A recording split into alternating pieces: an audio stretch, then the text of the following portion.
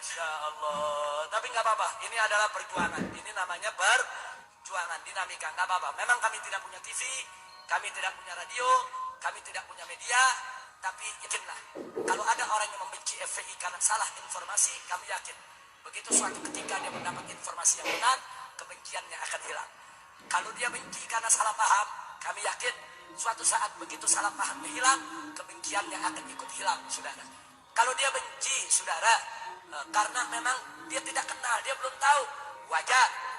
Karena yang namanya manusia, an-nas a'da'u ma jahilu. Manusia itu adalah musuh dari apa yang dia tidak tahu. Tapi suatu ketika dia tahu, insya Allah dia tidak jadi musuh lagi. Tapi kalau yang benci FPI karena iri, dengki, buhut, sulit dicari obatnya, saudara. Al-Imam Asy-Syafi'i radhiyallahu ta'ala anhu mengatakan dalam syairnya, saudara, kullu adawatin qad turja shifa'uha illa adawatu man adaka bil hasadi. Setiap permusuhan bisa diharapkan obat penyembuhnya, kecuali permusuhan dari orang yang memusuhimu karena iri dan dengki. Orang kalau sudah pukul iri dengki, walaupun kita baik tetap jelek, walaupun kita udah benar tetap salah, apalagi salah. Udah susah. Kalau udah begitu kita serahkan saja, fatawakkal Allah. Nah ini yang saya ingin klarifikasi. Nah yang terakhir yang saya ingin klarifikasi juga, saudara, adalah hal-hal yang sebetulnya pemerintah mesti adil. Saya kasih contoh, waktu terjadi peristiwa Kendal, Jawa Tengah. Waktu terjadi peristiwa Kendal, FPI di sana tidak sweeping, tapi FPI di sweeping. FPI di sana tidak merusak, FPI yang mobilnya dirusak dan dibakar. Di FPI di sana tidak main hakim sendiri. Justru Kapolres Kendal mengatakan FPI datang ke polisi, minta polisi yang turun. Hanya FPI terjebak dikepung para preman, panik, terjadilah apa yang terjadi. Nah, saya tidak persoalkan itu, saudara. Yang saya persoalkan, tiba-tiba presiden bicara di televisi. Presiden mengecam FPI anarkis, FPI mempermalukan Islam, FPI mencederai Islam, dan seterusnya. Saya tidak marah. Presiden memarahi FPI silakan. Presiden mau jabar FPI silakan. Presiden mau tegur keras FPI silakan. Tapi presiden mesti adil menegurnya. Kalau FPI yang minta ditutup tempat pelacuran ditegur, lalu tempat pelacuran di Kendal yang operasi bulan Ramadan, kok presiden gak tegur? Mestinya tegur dong dua-duanya. Hei tempat pelacuran, kenapa kau masih buka? Sampai bulan Ramadan buka. Hei Kapolda Jawa Tengah, hei Kapolres setempat, ada apa tempat pelacuran buka di siang hari bulan Ramadan? Mestinya presiden marah dong. Setelah itu presiden tegur, hei FPI, kalau ada tempat pelacuran yang buka, kau jangan main hakim sendiri, kau jangan main pukul, awas. Kalau FPI begitu, kami tindak. Kalau begitu cara bicara presiden, saya terima. Ini enggak, pelacurannya presiden diem. Giliran FPI-nya ditegur, FPI mesti begini, FPI mesti begitu. Nah pelacurannya kenapa ente diem? Baik FPI salah karena ingin menutup tempat pelacuran saudara tanpa izin pemerintah. Baik, katakan FPI salah. Lalu yang membuka tempat pelacuran, apa mereka tidak salah? Catat baik-baik saudara. Di Indonesia ada undang-undang human trafficking, perdagangan manusia. Dan itu juga undang-undang internasional yang diakui oleh Perserikatan Bangsa-Bangsa. Di dalam undang-undang human trafficking, undang-undang perdagangan manusia, salah satu yang dilarang adalah pelacuran. Jadi kalau ada negara yang membiarkan pelacuran, berarti negara tersebut dianggap melakukan perdagangan manusia, melanggar hak asasi manusia internasional. Kalau FPI salah di bawah karena dianggap hakim sendiri, presiden lebih besar kesalahannya karena membiarkan pelacuran yang sudah dilarang oleh undang-undang nasional maupun internasional.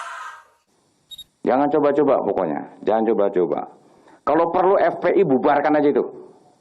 Bubarkan saja itu. Spanduk, reklame, itu Satpol PP, ya kan? Kemudian kemudian yang digunakan itu mobilnya mobil kijang, semacam kijang bak terbuka. Belakangnya ada bangku tuh, ada punggung tuh. Petugasnya duduk tuh rapi berjejer. Turun itu. Nah, kalau ada untuk ngangkut-ngangkut dibutuhkan mereka bawa truk, kayak engkel lah gitu, untuk ngangkut barang-barang yang mereka tertipkan. Satpol PP. Memang sih Kang Dudung mengatakan itu perintah saya karena selama ini Satpol PP sudah menurunkan dinaikkan lagi. Memasang baliho itu ada aturannya, ada pajak-pajaknya, ada lokasi-lokasi. Itu betul semua, benar banget. Tapi itu tugas Satpol PP, bukan TNI. Masya Allah.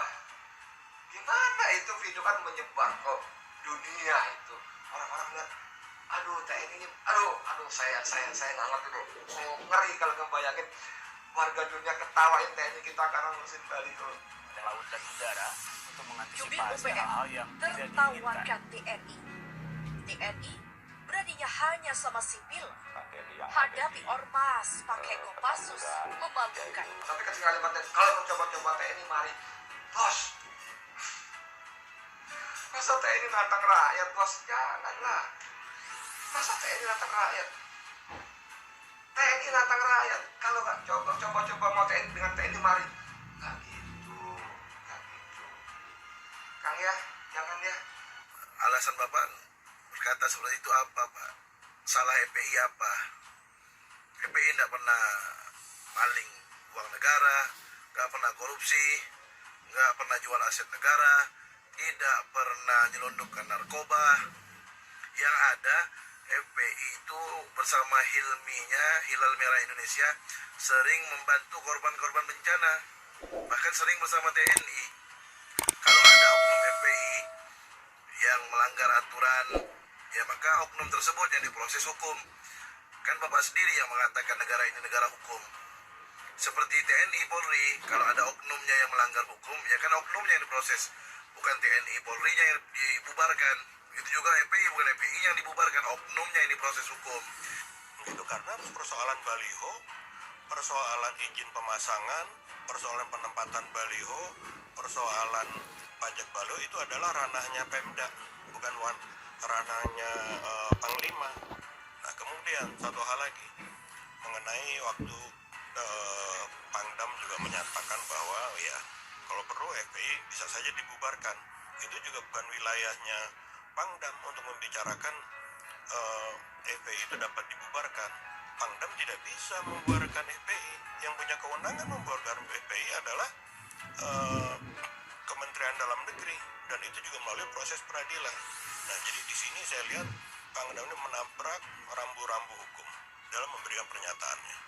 Nah, ini intervensi suatu instrumen militer, suatu aparat militer terhadap ketatanegaraan, tata kota, itu merupakan suatu mengingatkan kembali kepada seolah-olah tentara itu di atas hukum.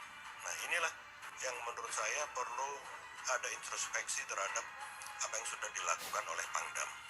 TNI harus netral. Sama juga kepolisian juga harus netral. Kapolri mengatakan netral, Panglima TNI mengatakan netral.